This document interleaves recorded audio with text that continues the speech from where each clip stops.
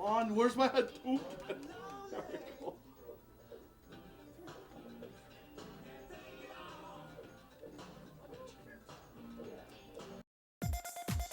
You remember that feeling you got when you opened your favorite Christmas present?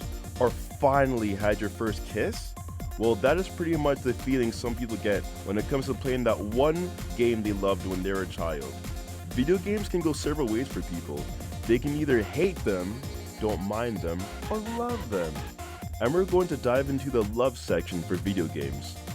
Whether it be a certain level, the difficulty, a frustrating boss, or even the nostalgic, warm, fuzzy feeling of remembering how fun and entertaining it was for you. I myself like to look at video games as not only an escape from reality, but rather a relic of the past that you can still go back to. I'm here at a vintage video game store called Video Game Trader, and two fine gentlemen that work here feel very similar to the way that I do. So first, we have Sean as he tells us about his favorite nostalgic video game. Well, you know, when I think of nostalgia and like my childhood, this game, Ninja Turtles, Teenage Mutant Ninja Turtles 3, Manhattan Project on the Nintendo. You know, my dad came home when I was a kid with a Nintendo, and it's a bunch of games, and it was one of the few multiplayer games I had. And so me and my best friend, who I still know today, you know, grew up playing this game. So like every time he visits from school or I visit him, we always bring this with us so we can play it. And you know, we still have a great time.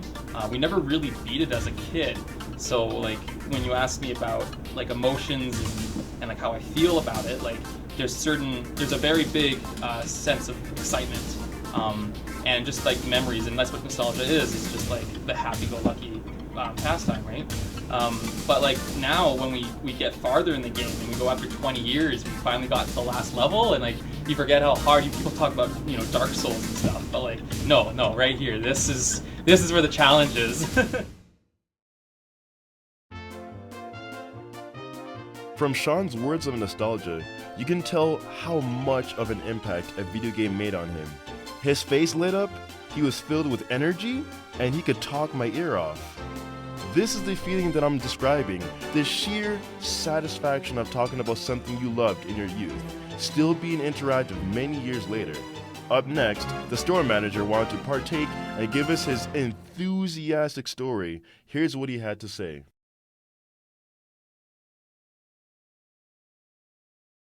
My name is Jeff. I'm the owner of Video Game Trader, Calgary's oldest and only retro video game store, and I want to talk for 2 minutes about my favorite game. My favorite game is on the Nintendo Entertainment System. It was released in 1990. I remember seeing a commercial for this game, Star Tropics, for the NES, and I begged my mom to get it. I was 10 years old.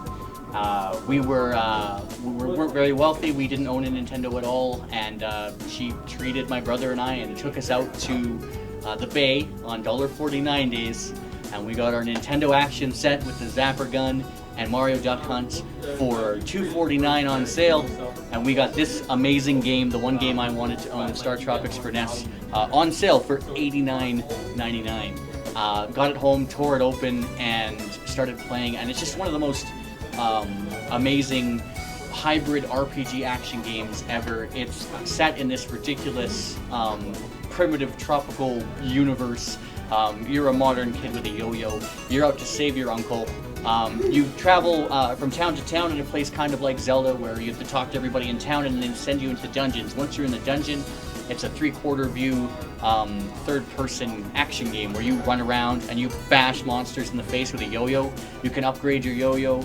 It's got 8 stages, complex puzzles, amazing music, great visuals, and one of the coolest features that this game had was that if you had the original book, it came with this letter from your uncle packed inside.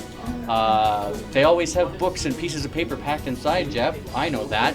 I agree with you, they do, but what was special about this one was that at a certain point in the game, it tells you to get the letter from your uncle, submerge the letter in water, which I did in my bathroom sink, and a magical code appears to let you progress through the game. I don't know, in the age before the internet, how anybody would get through there without that letter. And I can guarantee you that my original letter was destroyed over years of dunking it in water. So if anybody ever needs that submarine code for the fabulous NES game Star Tropics, you just give Video Game Trader a call. I've got it committed to memory now. I still have my original copy. The battery still works. So best game on Nintendo, best retro game, Star Tropics, my favorite game. That's me. I'm Jeff. Those are the kinds of reactions that I enjoy seeing from people. I personally can't think of many ways that can top the feeling of nostalgic goodness.